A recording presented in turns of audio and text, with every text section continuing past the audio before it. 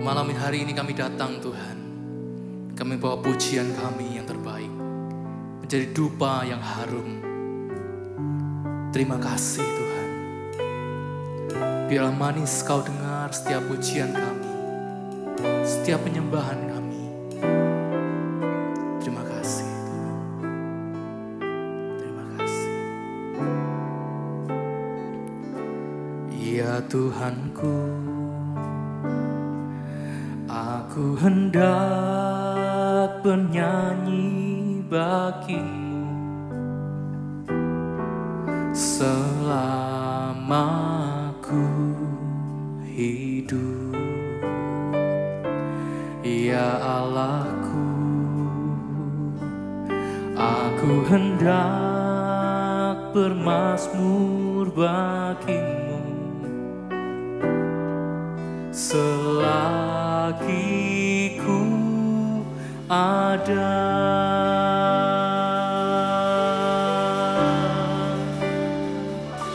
Ya Tuhanku, aku hendak bernyanyi bagimu selama ku hidup. Ya Allahku, aku hendak bermazmur bagimu selagi ku ada. Inilah yang ku renungkan setiap waktu, nyanyian pujian dan pengagungan kepadamu.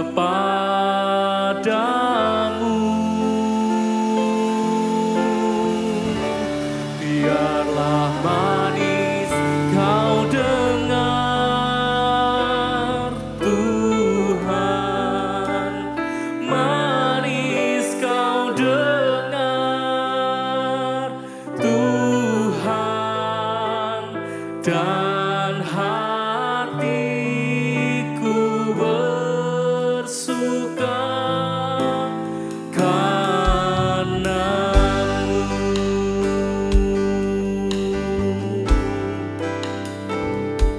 Ya Tuhanku, aku hendak bernyanyi bagimu selama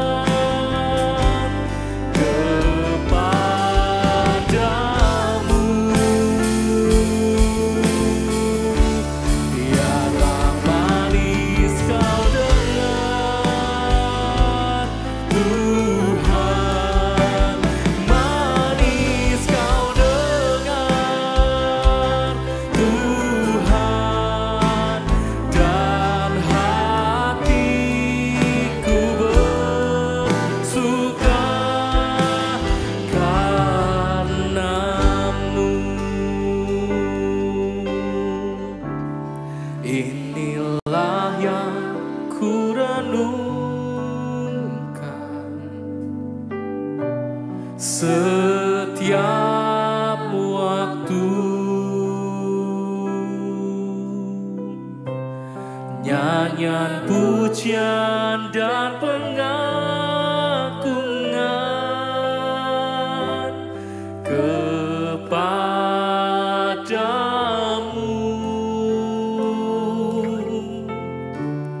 Biarlah manis kau dengar Tuhan, manis kau dengar Tuhan, dan hatiku bersuka karenamu. Sekali lagi dari hatimu katakan, inilah yang ku renungkan setiap waktu, nyanyian pujian dan pengagungan kepadamu.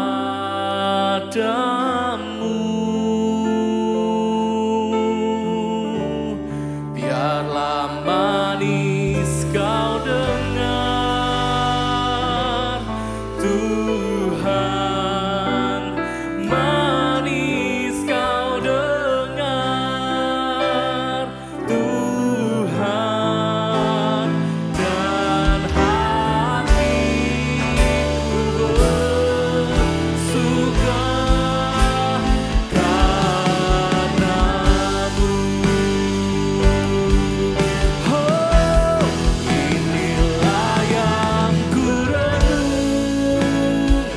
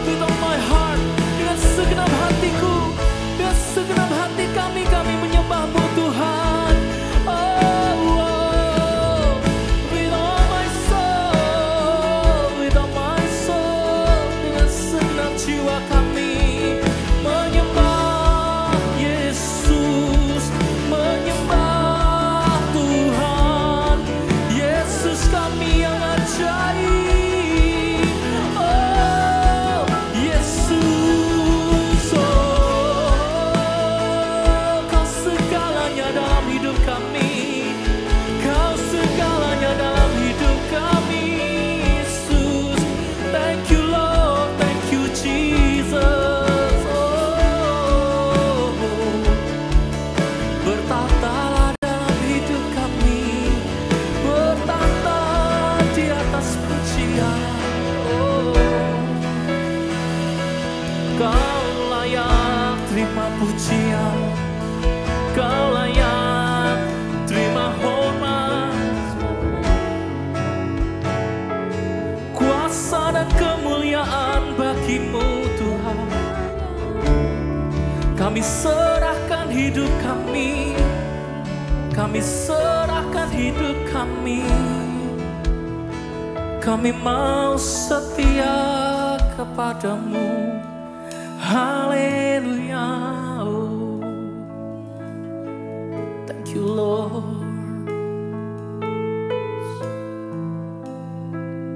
Kami mau setia iring Engkau Tuhan sampai selama-lamanya. Kami mau berserah sepenuhnya hanya kepadamu Tuhan. Kami mau terus dimurnikan, kami mau terus disucikan Tuhan.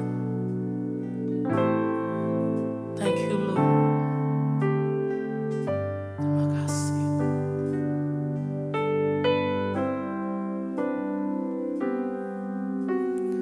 Basuh aku di dalam darah-Mu, Anak Domba.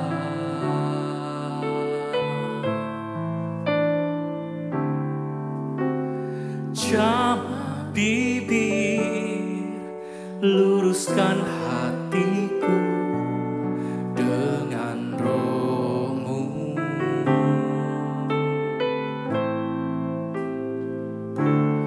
Ku rindu kemuliaan Tuhan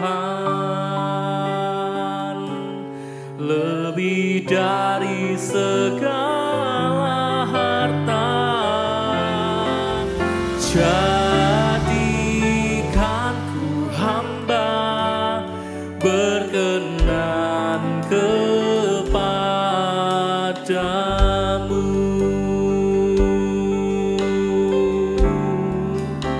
Lebih dari segalanya,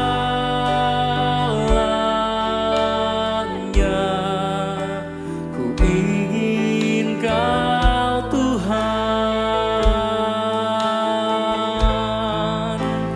Emas, perak, dan permata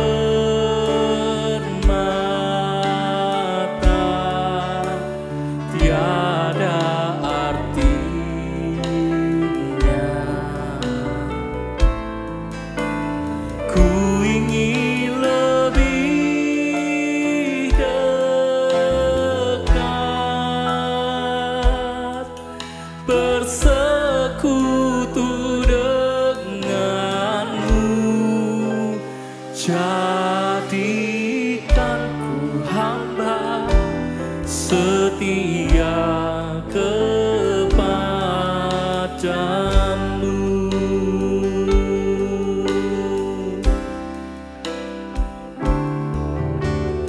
Basuh aku di dalam darah-Mu, Anak Domba.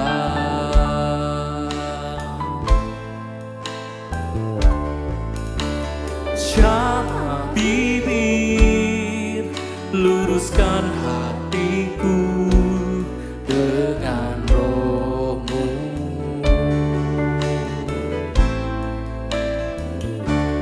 Ku rindu kemuliaan Tuhan lebih dari segala harta. Jadikan ku hamba berkenan kepadamu.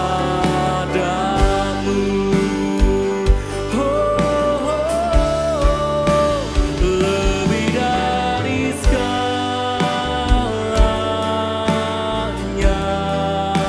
ku ingin Kau Tuhan.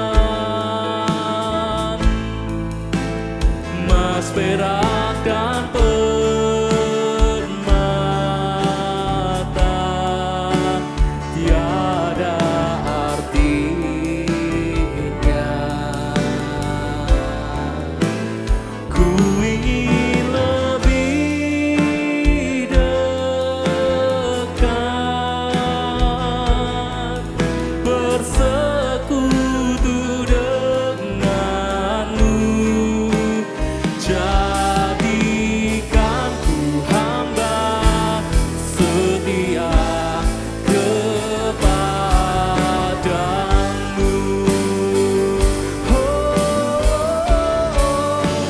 Lebih dari segalanya,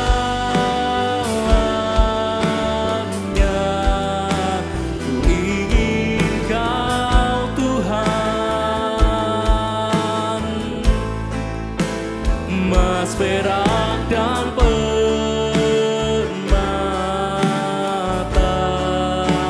tiada artinya.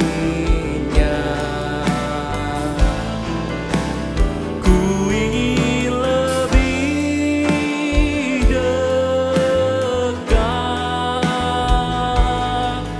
bersekutu denganmu. Jadikan ku hamba setia kepadamu.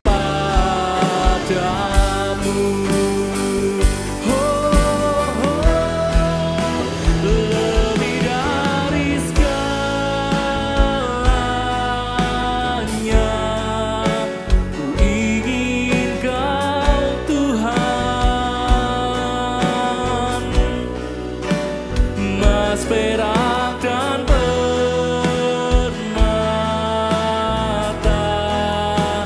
tiada artinya.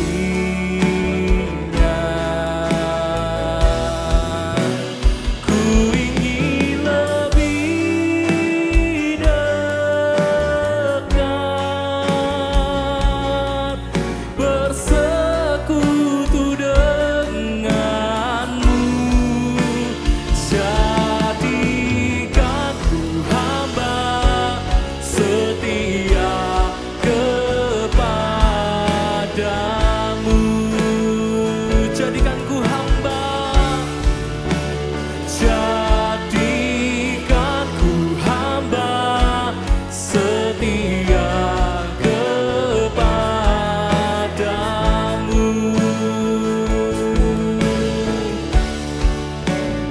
Jadikan ku hamba setia kepadamu.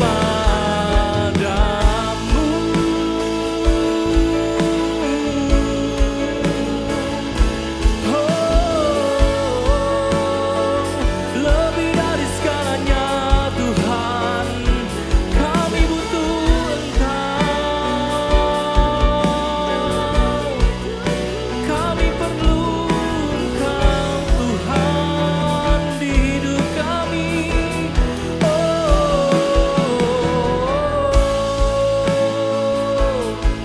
Lebih dari segalanya Tuhan, kami rindukan Engkau dalam hidup kami. Haleluya, haleluya.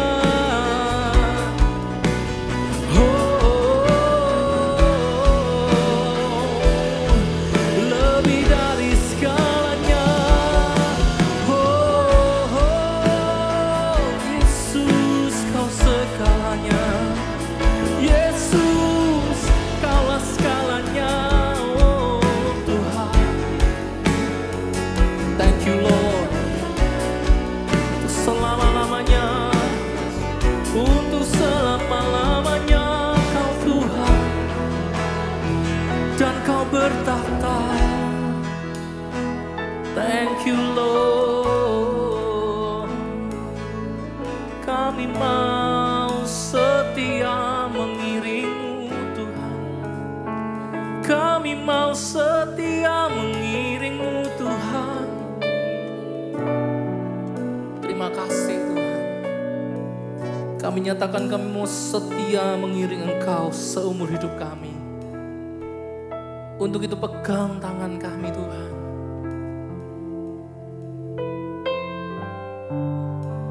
Pegang tangan kami, jangan lepaskan. Peganglah tanganku Roh Kudus. setiap hari. Ku tak dapat jalan sendiri tanpa Roh-Mu.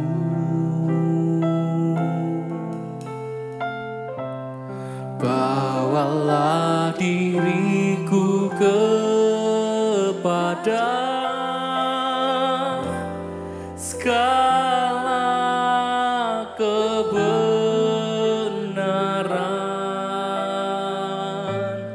agar ku tidak tersesat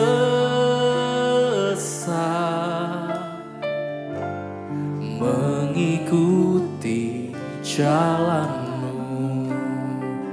Peganglah kami Tuhan, peganglah tanganku Roh Kudus, setiap hari. Ku tak dapat jalan sendiri tanpa Roh-Mu. Bawalah diriku kepada segala kebenaran, agar ku tidak tersesat mengikuti jalan-Mu. Kudus, kudus Tuhan,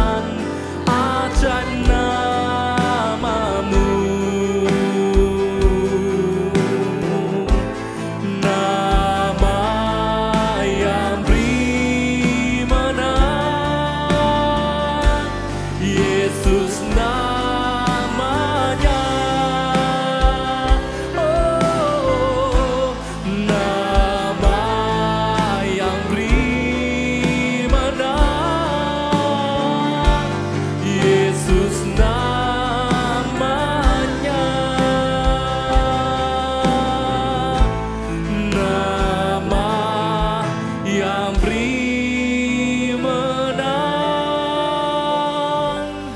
Yesus namanya.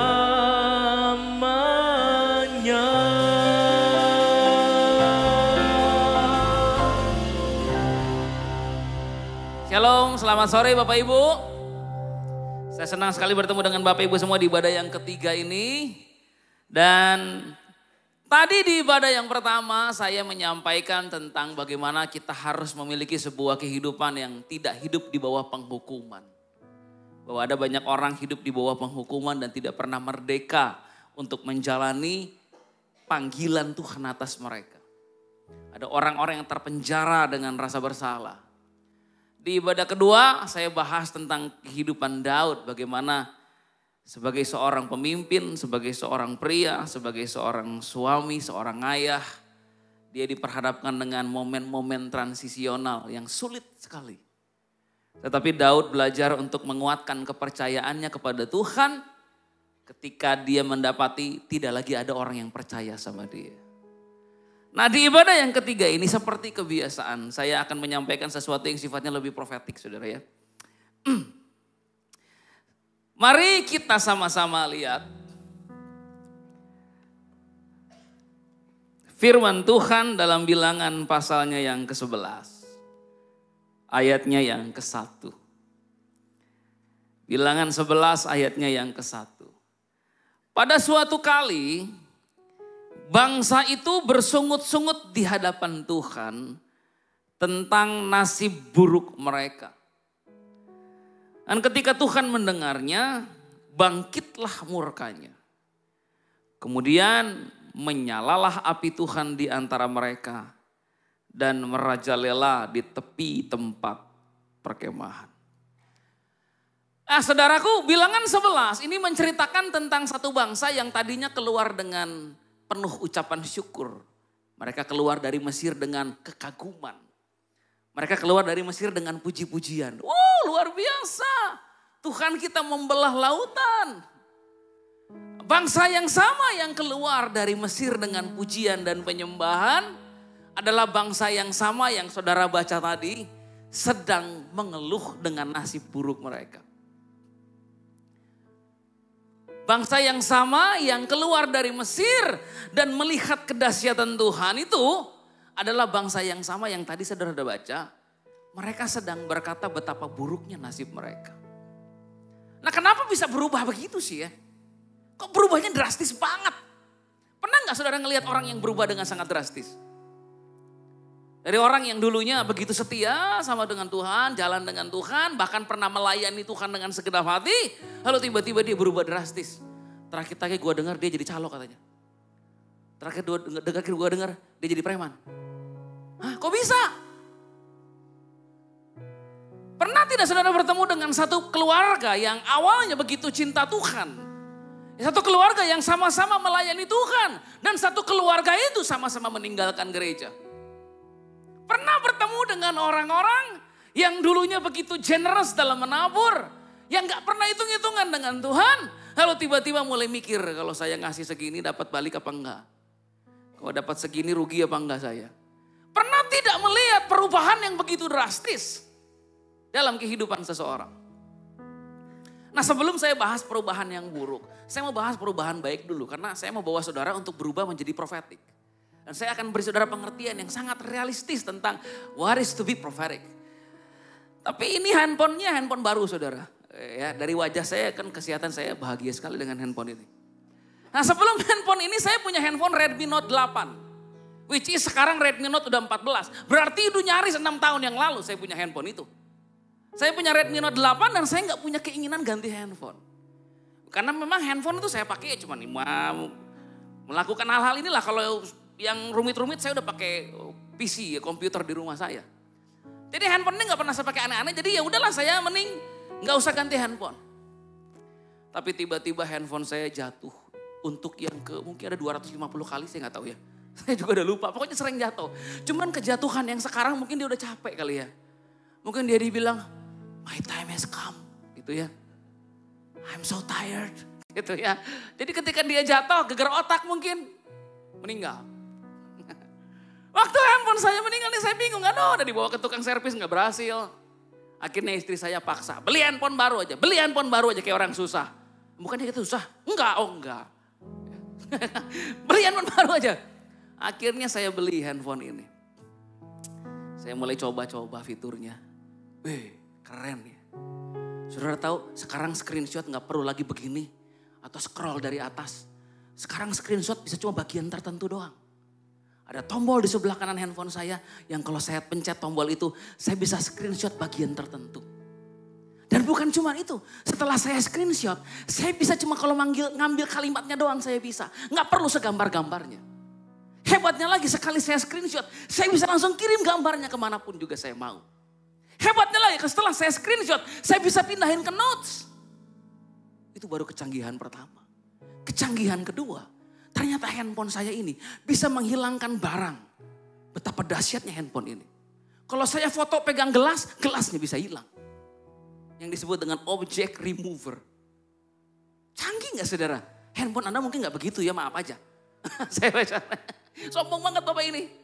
Tapi gini loh, ternyata mengupgrade handphone itu gak rugi-rugi amat. Saya berani bayar harganya dan ketika saya bayar harganya saya sangat diberkati dengan handphone ini. Sama halnya kalau Anda gak mau upgrade kehidupan rohani Anda bakal gitu-gitu aja. Memang harganya mahal kalau mau upgrade diri saudara. Memang harganya gak murah kalau mau jadi lebih dahsyat, menjadi lebih diurapi. Tapi kalau begitu-begitu aja juga ya paling banter begitu-begitu aja kita. Nah salah satu upgrade yang Tuhan mau berikan kepada umatnya adalah untuk menjadikan mereka profetik. Apa artinya profetik? Kita mulai dari pastoral dulu. Pastoral itu artinya kalau kita jadi umat yang pastoral, kita jadi umat yang punya perhatian terhadap orang lain. Kita jadi umat yang mengasihi sesama domba Tuhan.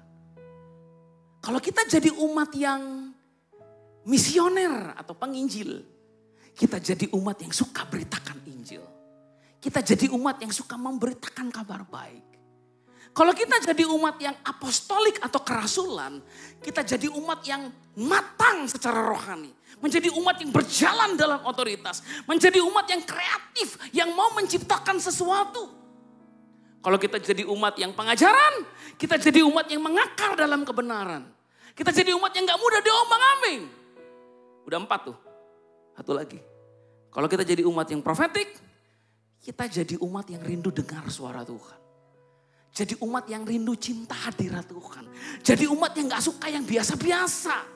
Jadi umat yang gak suka sesuatu yang garing, yang kosong, yang kering. Kita jadi umat yang suka hadirat Tuhan. Amin. Makanya Tuhan kasih 5 jawatan untuk mengupgrade. Karena kalau gak di-upgrade, kita gak akan pernah bisa berkembang. Kita mentok gitu-gitu aja. Sekarang saya mau tanya sebelum lanjut. Ada di antara saudara yang merasa ada bagian dalam diri saudara yang perlu di-upgrade? Iya ya Pak, saya kayaknya perlu di-upgrade. Saya kayaknya perlu mengalami sesuatu dengan Tuhan. Kehidupan kekristenan saya udah begini-begini aja Pak. Betapa membosankan sekali kehidupan ini. Saya kayaknya perlu sebuah breakthrough. Satu terobosan Pak. Supaya saya bisa ngalamin Tuhan lebih lagi. Nah, kasusnya jadi begini saudara. Ada satu bangsa yang tadinya penuh ucapan syukur. Tiba-tiba jadi bangsa yang mengutuki nasib. Yang tadinya rajin beribadah jadi malas ibadah. Kira-kira gitu kali ya. Yang tadinya suka baca firman jadi malas baca firman. Yang suka berdoa jadi malas berdoa. Yang tadinya saling mengasihi sebagai suami istri jadi sering berantem di rumah. Jadi perubahannya terlalu drastis. Nah perubahan yang terlalu drastis ini membuat Musa bingung dengan apa yang sedang terjadi. Lalu bangsa ini mengeluh, dia menjerit. Dan suara keluhan mereka sampai sama Musa. Lalu Musa bilang sama Tuhan, ini bangsa kenapa ya? Apa yang buat mereka jadi begini? Lalu Alkitab berkata ketika Tuhan mendengar jeritan mereka, murkanya bangkit. Lalu api menyambar dan merajalela di tengah-tengah perkemahan. Tapi ternyata bangsa itu tidak berubah. Coba media tolong bantu saya tampilkan ayatnya yang keempat. Di ayatnya yang keempat kita diberitahu apa yang menjadi akar atau masalahnya sehingga bangsa ini bisa berubah jadi drastis begitu. Di dalam ayatnya yang keempat, Alkitab berkata ada yang disebut dengan orang-orang apa? Bajingan. Ini bahasanya kasar banget ya. Tapi di Alkitab ditulis begitu. Orang-orang bajingan yang ada di antara mereka kemasukan nafsu rakus. Dan orang Israel pun menangislah pula serta berkata, siapa yang akan memberi kita makan daging? Siapa yang akan perhatikan kita? Saudara katakan sama-sama bajingan. Ya gak enak ngomongnya ya, benar-benar gak enak ya. Coba yang lain deh Pak. Tapi ini kan lagi baca ini, kita gak ngomong kasar bukan. Lagi baca. Ya saya kan lagi sudah ngomong kasar.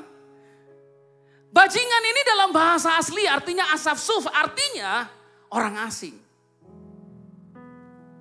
Ini artinya bukan orang Israel, ini artinya orang-orang asing yang ikut keluar bersama dengan bangsa Israel ketika mereka keluar dari Mesir. Jadi ketika Tuhan buat mujizat, terjadi kegoncangan yang dahsyat di Mesir, lalu laut Teberau itu kebelah dua, yang keluar lewat bukan cuma bangsa Israel. Ada bangsa asing yang ikutan. Oleh bebas gitu ya. Ikut aku ikut dong. Jadi mereka ikut. Nah ketika mereka ikut keluar, mereka ikut bercampur dengan bangsa itu. Sehingga ketika ternyata mereka harus lewat padang gurun dan cuma makan mana setiap hari. Nah, orang-orang ini yang memang sejak awal gak cinta Tuhan. Yang sejak awal gak kenal Tuhan. Yang sejak awal tidak mengalami sendiri perjumpaan dengan Tuhan itu ngeluh. Cuma gini Tuhan loh, katanya Yesus, katanya anak Tuhan, lebih hidup lo biasa-biasa aja. Wah, pengaruh dong. Saya aja yang gak kenal Tuhan, Pak Jero.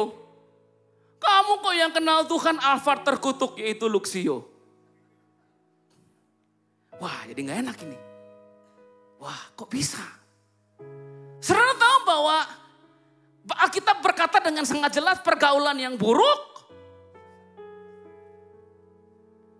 Jadi orang-orang ini adalah orang-orang asing yang tanpa sadar mempengaruhi orang Israel yang ada di situ. Yang tadinya tulus, yang tadinya cinta Tuhan, yang tadinya keluar dengan ucapan syukur.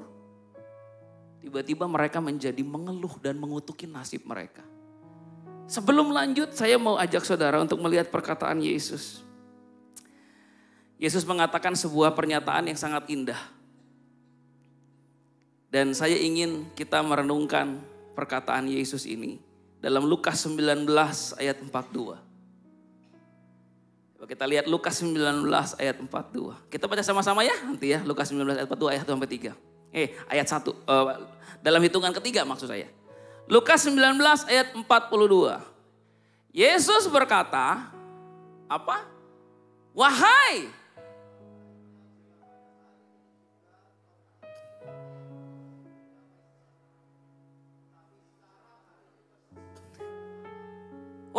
betapa baiknya jika pada hari ini engkau mengerti apa yang perlu untuk damai sejahteramu. Ada orang-orang tertentu yang tidak suka Anda hidup dengan damai sejahtera. Orang-orang ini berkata, kenapa hidup kamu terlalu damai? Kenapa cuman motoran kamu kok bahagia? Harusnya keluarga gak boleh bahagia kalau cuman motoran, anak udah 2. Jadi kamu gak boleh jadi keluarga bahagia kalau kamu cuman punya motor. Nah, kita keganggu kan? Iya ya. Kita mulai tanya istri, kenapa kita bahagia? Kita harusnya gak bahagia ini. Orang gak suka ketika Anda bahagia cuma menjadi satpam. Satpam cinta Tuhan, rajin ibadah, rajin komsel. Lalu orang bilang, lu harusnya gak bangga sama hidup lu kan cuma satpam. Oh iya ya, iya juga ya. Kenapa saya bahagia dengan hidup saya? Dan kita mulai berubah.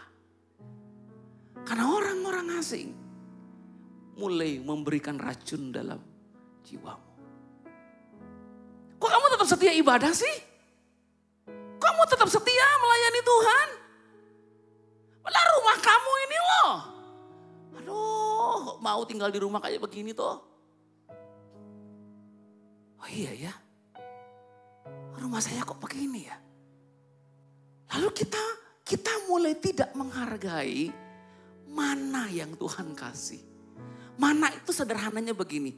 Simbol dari sesuatu yang kelihatannya sederhana. Tapi Tuhan pakai itu untuk pelihara. Kita udah gak mensyukuri kita masih punya gaji. Kita gak mensyukuri kita masih punya kerjaan. Kita gak mensyukuri kita masih punya rumah. Kita gak mensyukuri kita masih punya motor. Kita udah gak bersyukur lagi. Kita mulai mengeluh dan mengutuki nasib kita dan berkata kok nasib saya buruk sekali. Saudara, ada yang lebih mahal dari apapun di dunia ini. Yaitu damai sejahtera. Jadi bangsa ini hidup dengan damai sejahtera itu. Ada tiang awan, ada tiang api. Aduh. Waktu mereka lagi berhenti, ada tiang awan, tiang api. Aduh. Ada mana setiap hari. Saudara bayangin makan mana. Makan mana ini bisa membuat mereka skip semua yang disebut dengan intermittent fasting dan healthy living. Bayangin gimana caranya orang makan mana terus gak sakit-sakitan. Bayangin dulu, itu dalamnya apa aja itu? Vitamin apa aja tuh di situ? Sekarang kalau saudara makan setiap hari, saya mau tanya, bisa dijamin gak semuanya sehat makanan itu? Garang asem itu sehat semua itu? Ada vitamin aja, apa aja Pak Iwan di garang asem? Saya udah makan sampai 4 kali Pak garang asem, kelengar saya hari selama di sini. Vitamin apa aja tuh Pak? Gini loh, kita memang harus hidup sehat. Kita harus jaga makanan kita. Tapi gini loh, ada perlindungan supranatural Tuhan atas setiap orang. Lebih melampaui perlindungan obat-obatan, vitamin, atau gaya hidup apapun. Bangsa ini gak nge-gym. Gak punya personal trainer. Tapi sehat. Alkitab bilang tidak ada sakit penyakit dalam tubuh mereka. Padahal makannya cuma mana. Nah, saya mau bicara sama saudara yang mungkin setiap hari cuma makan tahu sama tempe. Masih hidup? Masih Pak? Masih sehat? Masih gimana caranya tahu dan tempe bikin Anda sehat? Pakai otaknya nih. Gak masuk akal. Tapi pemeliharaan Tuhan itu loh. Yang membuat sekalipun engkau panas-panasan dengan anak naik motor, kamu gak sakit-sakitan. Tuhan itu yang pelihara. Sekali rumahmu sering bocor. Gak satupun kena bronkitis di rumah. Tuhan pelihara. Kenapa? Karena dia tahu kekuatanmu tidak seberapa. Dia tahu. Dan dia pelihara karena dia melihat. Ada keluarga-keluarga yang sekalipun dalam kekurangan, tapi melimpah dengan damai sejahtera. Wah, ini orang-orang luar biasa. So, apa yang perlu buat damai sejahteramu? Dalam konteks ayat tadi, Mesias. Mereka tolak Mesias itu. Tuhan bilang, akhirnya tersembunyi di matamu. Saudara, kalau saya mau tanya, apa yang Anda perlu supaya Anda bisa bahagia di dunia ini? Sebutkan satu hal aja. Pak, kalau saya punya Alphard saya bahagia. Iya gitu. Begitu kira-kira. Pak, kalau saya bisa punya pasangan hidup, saya bisa nemu suami, saya pasti bahagia. Benar? Tanya yang udah nikah, gimana kira-kira pengalamannya sejak punya pasangan? Apa yang perlu buat damai sejahteramu? Itu pasti bukan uang. Itu pasti bukan materi. Itu pasti bukan deposito. Wong, saya baru melayani satu keluarga di Bandung yang lagi stres agak-agak gila dikit. Berhubung uang mereka 20 miliar. Mentok, gak bisa dikeluarin dari deposito. Koperasi. Orangnya udah lari, mau dikemanain itu, mau dicari bagaimana itu uang 20 miliar saudara. Ya udah bablas hilang. Apa yang perlu buat damai sejahteramu? Izinkan saya menjawab, Yesus. Amin.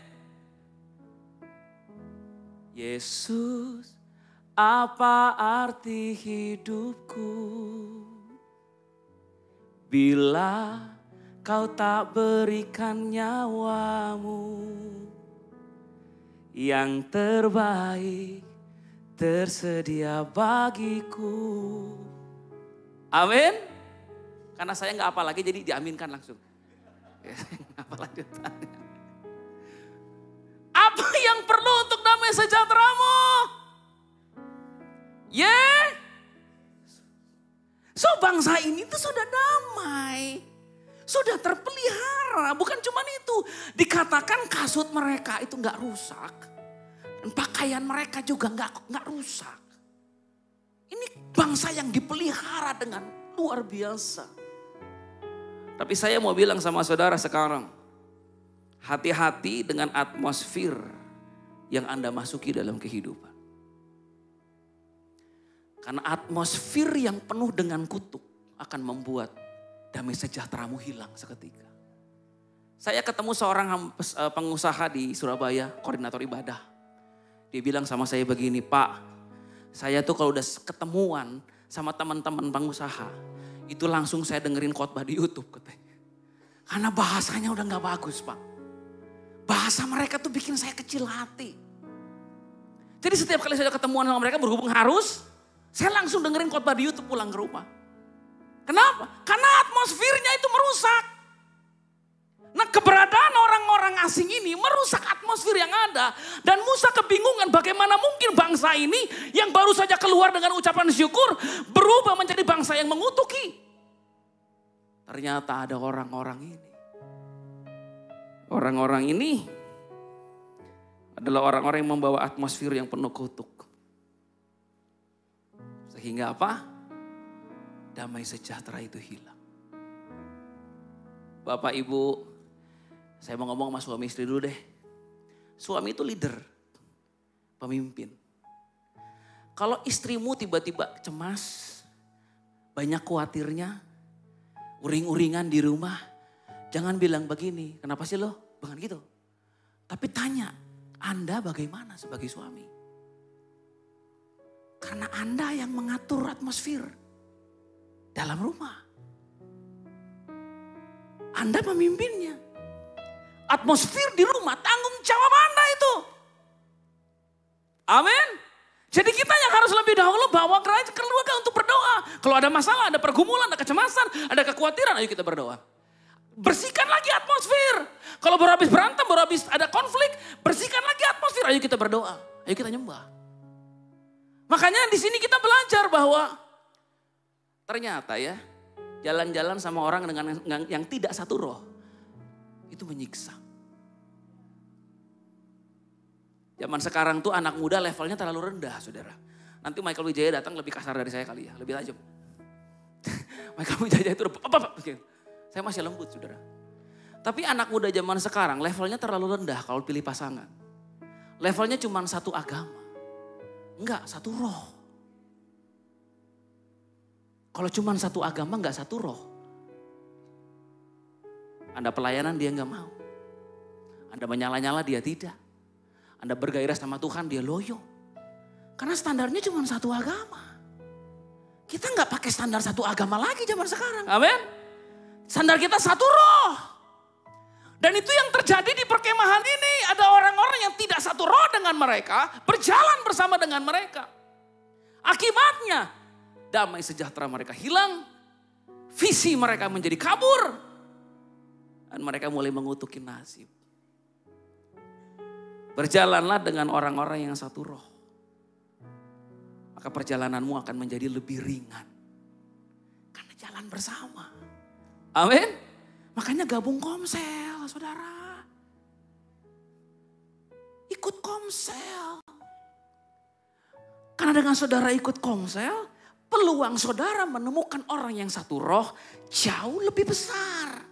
Dan kalau Anda akhirnya menemukan orang yang satu roh dengan Anda, perjalananmu menjadi lebih kuat. Amin. Amin. Coba bilang dulu sama kanan kirinya, ikut komsel.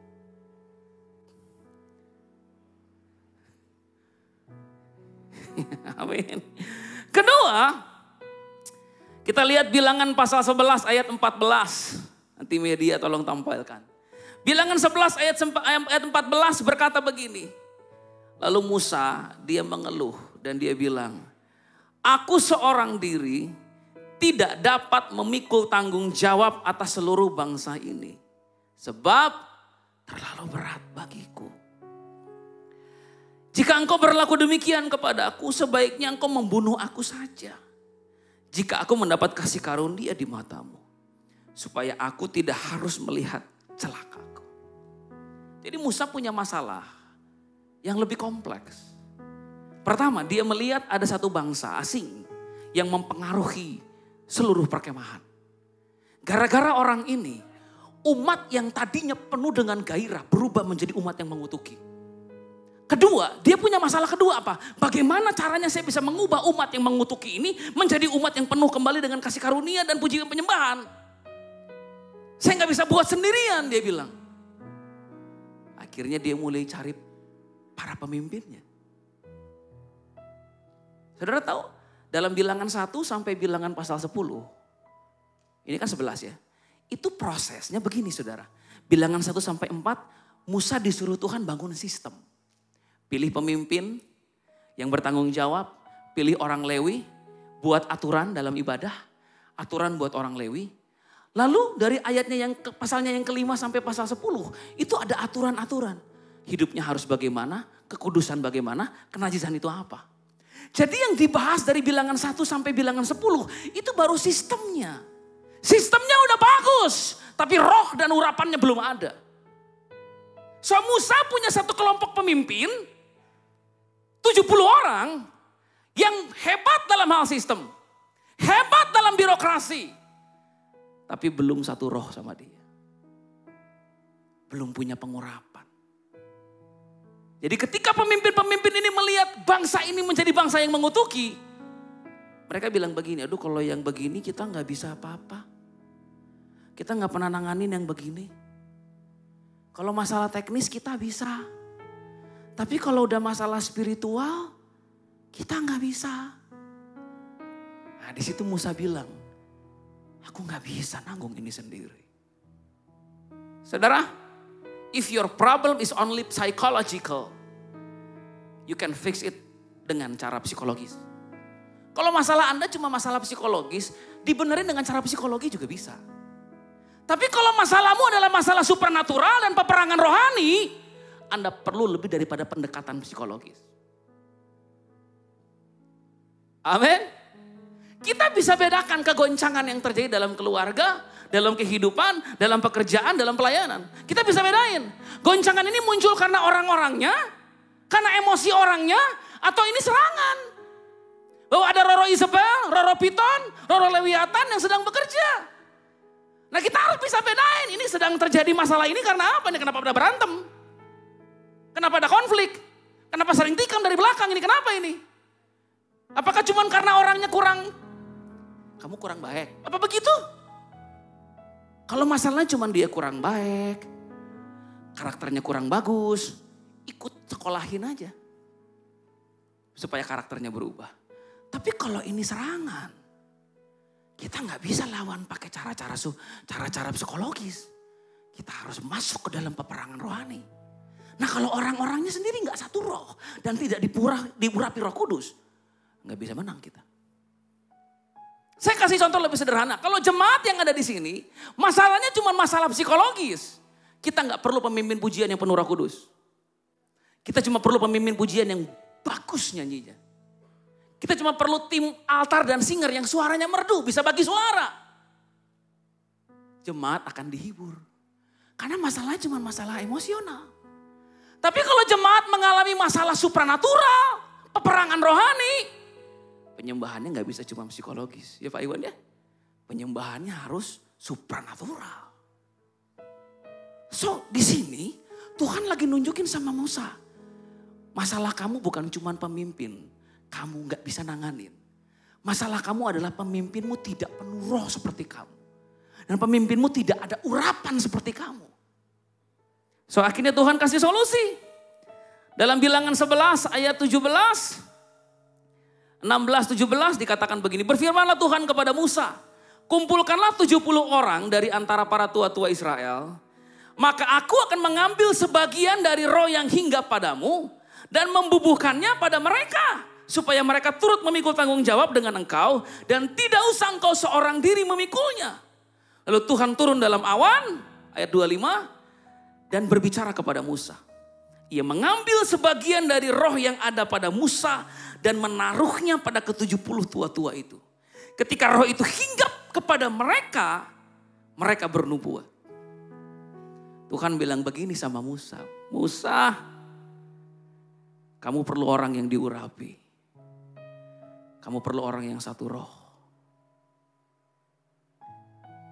Gini loh saudaraku, punya pasangan yang satu roh itu penting. Itu penting sekali. Masalah pernikahanmu tidak hanya sekadar masalah kurang uang jajan, kurang uang belanja. Masalahmu mungkin lebih dari itu, masalah mungkin spiritual. Kamu punya suami yang tidak pernah berdoa. Dan Anda berpikir sebagai istri, kalau suami saya dapat pekerjaan Pak, hidupnya bakal berubah. Enggak. Masalah suamimu bukan sekadar gak punya kerjaan. Masalah suamimu adalah dia tidak punya hubungan dengan Tuhan. Itu lebih daripada sekadar masalah emosional, itu masalah spiritual. Kalau anakmu sekarang menjadi anak yang berandal, mungkin memberontak, kasar, hidupnya gak jelas. Bapak, saudara mungkin berpikir, ya Pak namanya juga anak muda Pak. Tapi kalau masalahnya adalah supernatural dan spiritual, saudara tahu masalah anakmu yang paling utama apa? Dia terhilang, tidak terhubung dengan Tuhan. Masalahnya gereja sekarang lebih fokus sama masalah emosional. Gereja pikir dengan semua mental health seminar kita bisa menyelesaikan masalah generasi. Nggak bisa.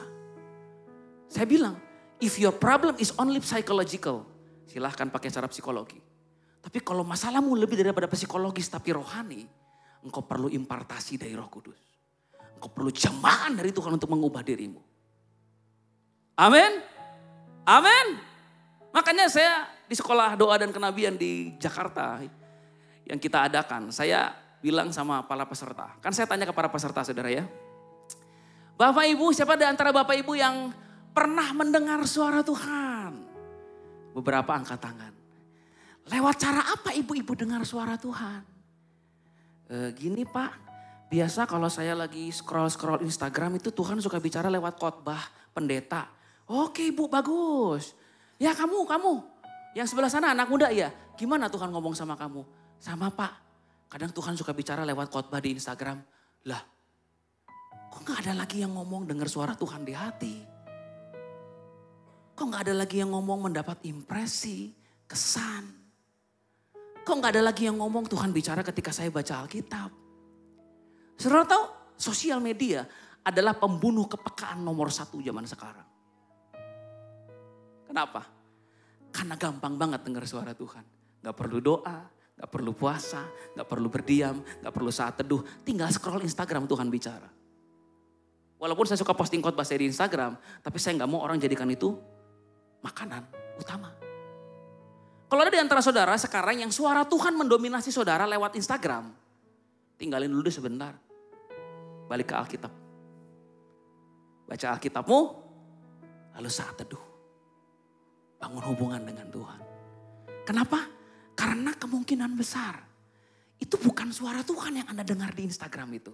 Itu suara algoritma. Pak Gembala ya. Suara algoritma. Algoritma Instagram itu tahu khotbah seperti apa yang Anda suka. Kalau Anda suka dengar Edis TV keluar terus. Ya. Iya serius ini. Kalau Anda suka dengar debatnya keluar terus itu. Kalau Anda suka dengar khotbah-khotbah tapi yang suka ngata-ngatain orang, keluar terus tuh. Terus di Instagram, kok ini suara Tuhan banget ini. Kalau Anda suka dengar khotbah yang tipenya kepahitan, itu yang keluar kepahitan terus itu di Reels. Dan Anda berpikir Tuhan bicara sama saya, padahal mungkin bukan Tuhan, algoritma Instagram itu. Jadi yang perlu mendapat kemuliaan adalah orang-orang di baliknya. Kalau ada di antara saudara sekarang yang suara Tuhan mendominasi saudara lewat Instagram, coba puasa Instagram sebentar. Baca Alkitab. masuk saat teduh. Ambil relasi dengan Tuhan. Karena suara Tuhan itu harus diperjuangkan kalau kita mau dengar. Amin. Kita harus bayar harga kalau kita mau dengar Tuhan ngomong. Suara itu gak murahan. Suara itu harus diperjuangkan. Kadang lewat doa puasa baru Tuhan bicara sama kita. Tapi kalau kita sudah terlalu instant gratifikasi namanya. Kita udah terlalu puas. Itu namanya kepuasan sesaat. Kita gak lagi peka dengar suara Tuhan. Hari ini mau ya saudara ya. Jangan kebanyakan Instagram ya, coba bilang sama kanan kirinya. Jangan kebanyakan scroll. Jangan. Kembali ke Alkitab. Bangun hubungan dengan Tuhan Yesus. Lalu ketika ada orang tanya, kamu dengar suara Tuhan hari ini? Iya. Lewat cara apa? Lewat Alkitab. Lewat impresi. Lewat hati nurani. Saya dengar suara Tuhan di pikiran saya. Tuhan bicara lewat mimpi. Dia bicara lewat penglihatan. Tuhan bicara lewat peristiwa alam. Kan indah saudara. Kalau semua suaranya Instagram, TikTok, Facebook. Ya ngawur kita ini jadinya. Hari ini Tuhan bicara lewat TikTok. Besok Tuhan bicara lewat Facebook. Besoknya lagi Tuhan bicara lewat Instagram. Coba saudara bayangin dulu. Kehidupan kekristenan macam apa itu? Makanya kita harus jadi orang yang profetik. Dalam 1 menit saya akan selesai. Profetik artinya kita jadi umat yang rindu dengar suara Tuhan. Rindu mengalami hadirat Tuhan. Rindu berjalan dalam pengurapan. Dan ketika Musa mendapati bahwa solusinya adalah tua-tua ini harus penuh dengan roh. Musa bilang sama Tuhan, silakan deh Tuhan penuhi orang-orang ini dengan Roh Kudus. Musa baru sadar sistem yang dia bangun sekalipun sudah indah, belum sempurna tanpa Roh Tuhan turun. Amin. Amin. Hari ini saudaraku yuk jadi orang yang profetik yuk. Profetik itu gak aneh-aneh. Yang aneh-aneh itu rematik saudara. Profetik itu gak aneh-aneh. Ya. Profetik itu kita cinta. Firman, rindu bersekutu dengan Tuhan. Coba kita lihat ayat terakhir. Bilangan 11 ayat 29. Musa bilang begini. Sekiranya semua orang kepenuhan dengan roh Tuhan. Karena Tuhan memberikan rohnya kepada mereka. Kalau seluruh orang jadi nabi kayaknya keren ya. Saya bilang. Kenapa sih itu Musa bilang begitu saudara? Karena dia baru melihat dampaknya ketika orang penuh Roh Kudus. Jadi dia bilang begini. Aduh kalau aja nih orang-orang penuh dengan roh ya. Aduh kenapa gak dari dulu ya. Udah hampir botak saya ngurusin bangsa ini. Coba dari awal saya ngerti rahasianya ini. Aduh kerjaan jadi lebih gampang. Amin. Coba kalau suamimu penuh roh. Pasti lebih beda lagi. Coba kalau istrimu penuh roh. Aduh pasti beda. Coba kalau anak-anakmu penuh roh. Pasti beda. Aduh kenapa gak dari dulu saya tahu ya. Saya punya satu kesaksian. Ketika saya menjalani pelayanan, saya menjalani pernikahan. Saya dengan istri pernah punya konflik, ya, ada pertentangan dan banyak hal. Kita mencoba beradaptasi sebagai suami istri. Apalagi kita punya anak satu, anak kedua, ya. Tetapi ini loh saudaraku, saya dengan istri sempat ngobrol, ya. Biasanya sebelum tidur kita ngobrol. Salah satu obrolan yang saya bahas dengan dia adalah begini. Menurut kamu, kalau sampai sekarang pernikahan kita ini masih bukan cuma bertahan loh ya. Tapi kita masih bergairah melayani Tuhan. Kira-kira karena apa ya? Karena kan kamu tahu sendiri. Saya kan hamba Tuhan full timer yang nasibnya kurang baik. Saya bercanda ya. Yang gak seperti yang lain gitu loh.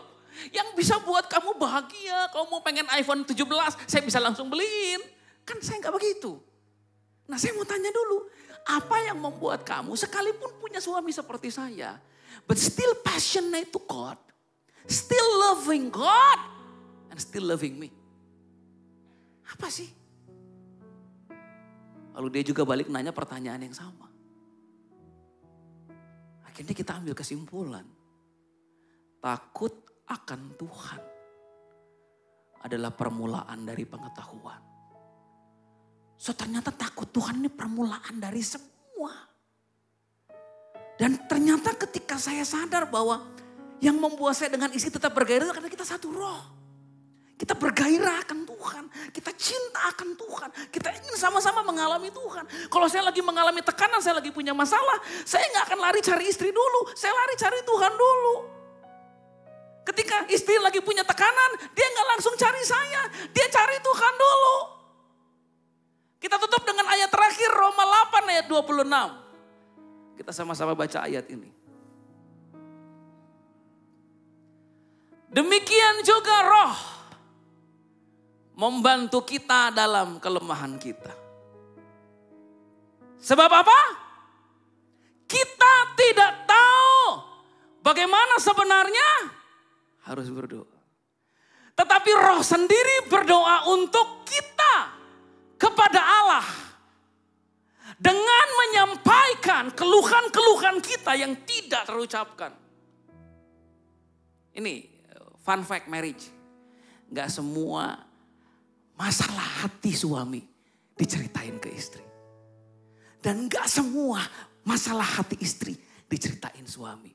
Kenapa? Karena bukan saling menutupi. Kadang kita lihat suami kita lagi tidur. Kasihan udah kecapean. Kalau saya ceritain satu masalah lagi. Masih hidup gak nih dia besok ya? Kita lihat istri kita. Aduh. Lagi masalah di kerjaan. Lagi mulai ada layoff, pemutusan hubungan kerja. Kadang khawatir kenapa enggak. Tapi kalau mau ceritain sama dia. Takut napas terakhir pas dia berhenti napasnya. Gak usah deh. Gak usah deh. Pernah ngalamin gitu saudara? Bukan karena kita gak sayang pasangan, bukan karena kita gak mau terbuka pasangan, tapi kita terlalu sayang sama pasangan kita. Untuk gini loh, untuk membawa semua keluhan ini sama dia. Ini gue punya masalah, bantuin. Coba kalau penuh roh. Ketika engkau punya pergumulan yang berat. Dan engkau tidak tahu bagaimana harus berdoa. Engkau datang pada Tuhan. Tuhan tolong saya. Saya cari wajah Tuhan sekarang. Masalah ini belum bisa saya cerita sama istri karena mungkin nanti dia terlalu banyak beban. Tapi Tuhan, aku mau bawa dulu sama Tuhan. Bayangin, selesai berdoa, hati damai, hati penuh dengan ketenangan. Terus datang sama istri, mah, kayaknya papa bakal kena PHK. Kok papa tenang banget ngomongnya sih? Iya. Bayangin kalau belum berdoa dulu.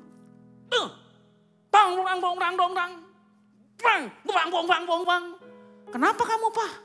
Gua mau di PHK. Keterlaluan banget tuh perusahaan gua itu. Gua udah kerja 15 tahun gitu aja. Nah beda banget ya. Tapi kalau suaminya berdoa dulu. Datang sama Tuhan. Lalu ngomong sama istri. Mah kita kayaknya harus jual rumah. Kenapa? Gini. Istri berdoa, oke Pak, jalan yuk. Makanya Musa bilang apa? Andaikan saja semua orang penuh dengan roh. Saudaraku, mungkin masalah saudara bukan cuma sekedar emosional. Mungkin masalahmu adalah sesuatu yang sifatnya spiritual. Dan cara-cara yang sifatnya psikologis sudah gak lagi tolong saudara. Saudara harus mulai masuk dalam peperangan rohani. Berdoa. Penuh dengan roh.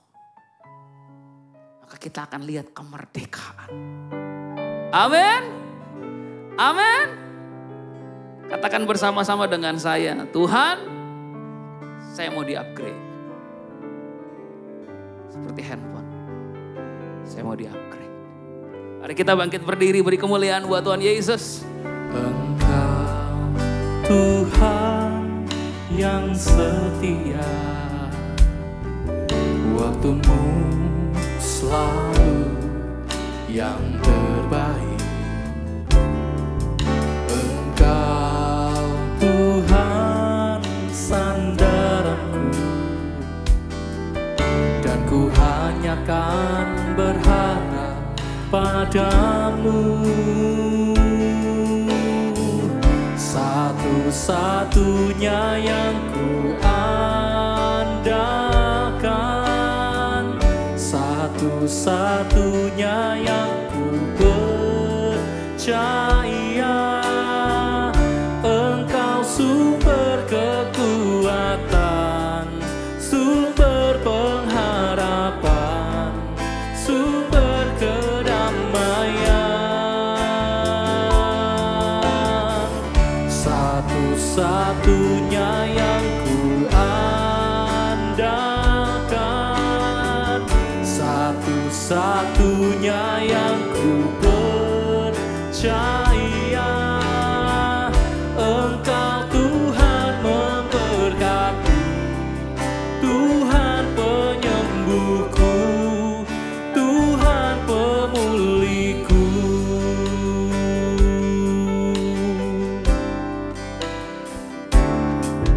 Engkau Tuhan yang setia, waktumu selalu yang terbaik. Engkau Tuhan sandaranku, dan ku hanya kan berharap padamu. Satu-satunya yang ku andalkan, satu-satunya yang ku percaya. Engkau sumber kekuatan, sumber pengharapan, sumber kedamaian. Satu-satunya yang ku andalkan, satu-satunya yang ku percaya. Engkau Tuhan memberkati, Tuhan penyembuhku, Tuhan pemulihku. Satu-satunya yang ku andalkan, satu-satunya yang ku percaya. Engkau sumber kekuatan, sumber pengharapan, sumber kedamaian. Satu-satunya yang ku andalkan, satu-satunya